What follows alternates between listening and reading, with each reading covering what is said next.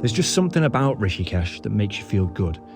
Maybe it's the sound of the Ganges River flowing gently in the background, or the fresh mountain air that fills your lungs with every breath. Maybe it's the sense of peace and tranquility that seems to permeate the entire town. Whatever it is, one thing's for sure, being in Rishikesh just makes you feel happy. There's a sense of calm and contentment that settles over you like a warm blanket, and suddenly, all of your worries and stresses just melt away. After 3 months on the road, travelling across Nepal, we arrived somewhat weary into Delhi, and don't get me wrong, it's an incredible place. It's full of vibrant colours, smells and flavours that are hard to find anywhere else on earth.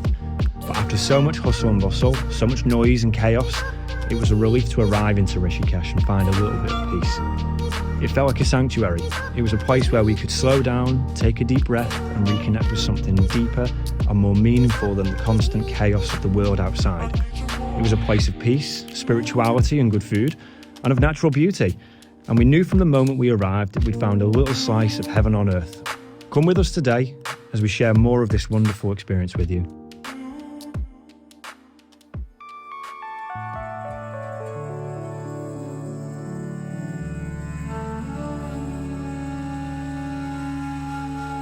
Rishikesh is full of wild animals, whether it be cows, dogs, I've seen a few cats as well, and many monkeys, a couple of different types.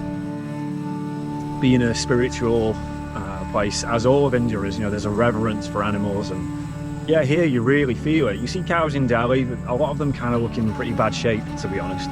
But the ones here, they look very healthy. People are looking after them, and more than looking after them, people really care for them.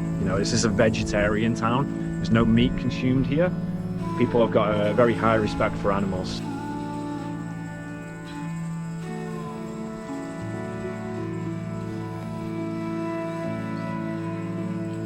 According to the Ramayana, one of the two major Hindu epics, Lord Rama had an army of Vanaras, a race of monkey-like humanoids led by Hanuman. They were instrumental in helping him rescue his wife Sita from the demon king Ravana. It's believed that Lord Rama and his army passed through Rishikesh on their way to rescue Sita, and it's also believed that during their stay in the town, Rama and his brother gave blessings to the monkeys in the area and granted them immunity from any harm. As a result, the monkeys in Rishikesh have been considered sacred and are often fed and cared for by locals and pilgrims. So Siyamara just posed an interesting question, which was, why do the sadhus, or the holy men, wear orange clothes? Basically, it's a symbol of Sandhya, which translates as sunrise or sunset, or Agni, which means fire. And it represents symbolically this idea of burning worldly desires. It's essentially symbolic of their transcendence beyond the material realm. So that is why the sadhus wear orange, basically representing the opposite of materialism. I'm afraid you'll have to do your research.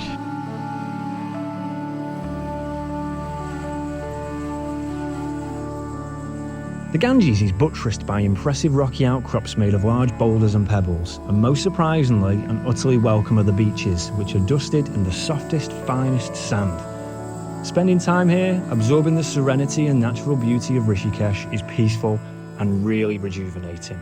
An experience that was definitely needed at this point in our trip. Now, as if escaping the very depths of the sand's clutches, a local sadhu sprung up and began engaging with us. He was meditating and so on par with the frequency of the environment that we didn't actually notice him as we sat down.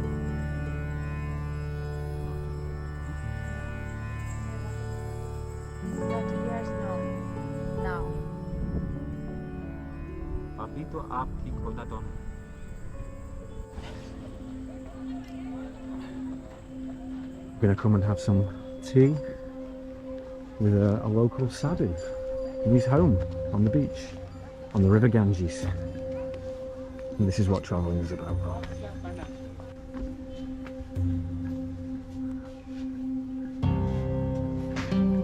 How many people you live here with? I'm alone and my shishya.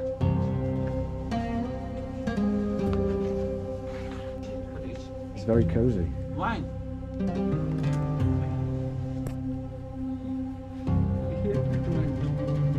This is where you do the treatments. It's very nice. It's nicer than our hotel. The bed's comfier. Yeah. So we've been invited in to have some tea.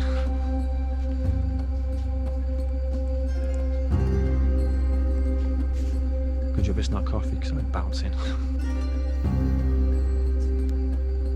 I have to say, it was really confusing at first to see a sadhu with a home.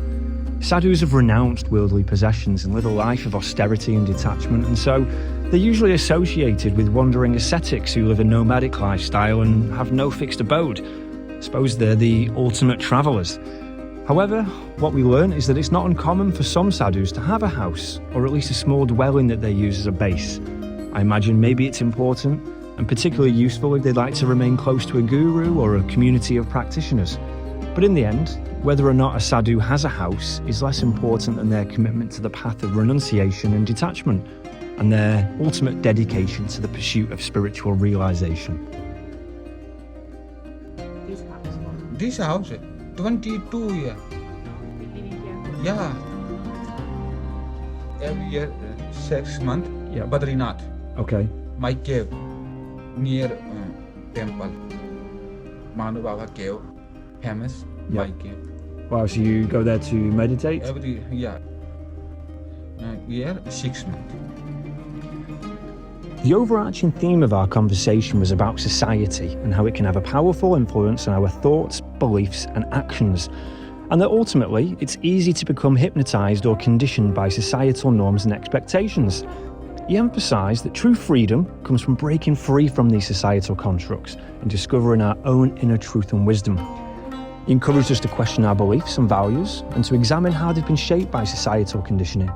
He cast a really bright light on the idea that true freedom and choice comes from developing a strong sense of self-awareness and inner guidance, rather than just simply following the crowd.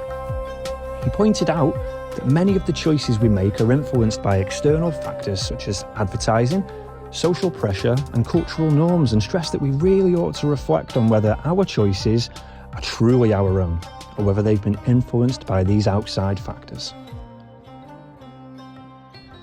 Now, down this end of the river, as you pass the Ramjula bridge and kind of move further away from Lakshmanjula, you see that the Ghats have got some pretty incredible artwork down here. Now, this bull has been making some very loud noises, so I'm going to keep away from him. Maybe he's a bit angry. But yeah, you see the artwork here is fantastic. Very colourful.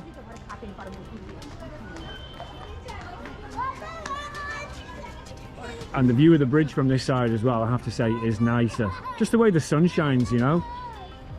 You see the colours much more. The colour of the water is much nicer. Again, it's just the light, that's all it is, but he's not a happy bunny, this bull, is he? No, he definitely might be horny or something. Is he the horny, or he's seeing the red hat? No. I'm playing the matador right now. Ole!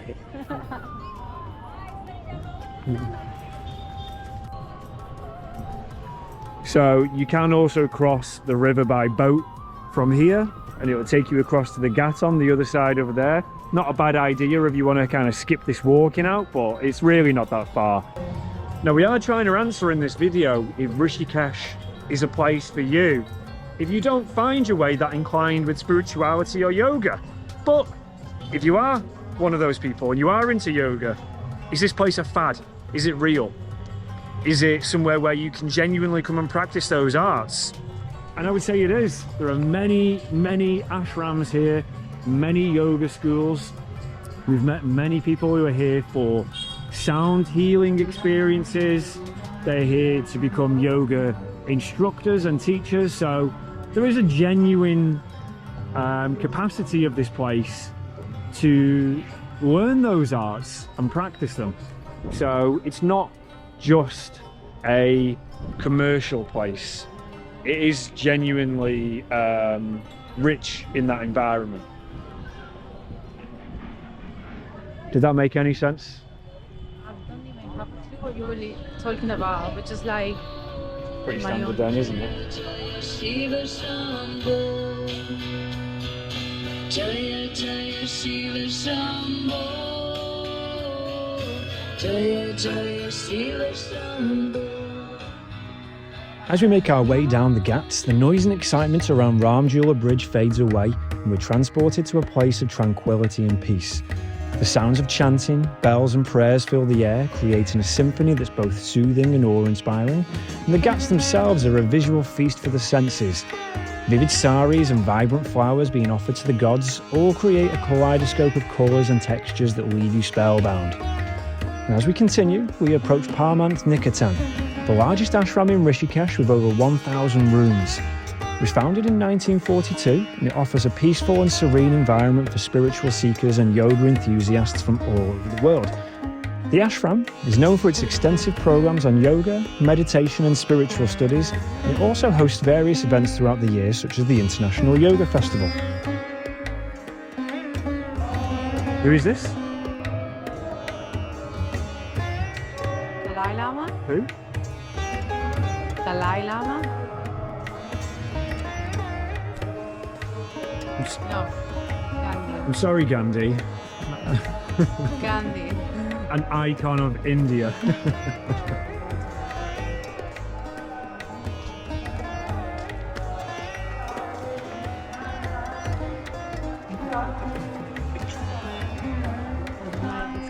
Well, that was excellent timing because the gentleman who is in all the photos, perhaps if you're Indian you can enlighten us to who he is, evidently very important and much acclaimed, just walked right past us. So perhaps we've been blessed with his presence. Certainly looks like my hair is on the way to looking like his. So this is the man here. It's with all these various important people, including the old Prime Minister of the UK and probably more notably for most people the Dalai Lama. So very, very important spiritual person.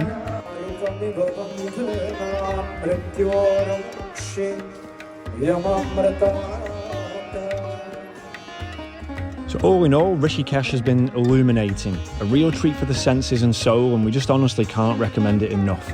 Special recommendation must go to the Little Buddha Cafe, a really fantastic place with great food and even better people working there. So if you're in Rishikesh, check it out. Hope you enjoyed this one. Next up, we head to Amritsar, home of the world famous Golden Temple. So subscribe, come with us, and welcome to the Wander Life.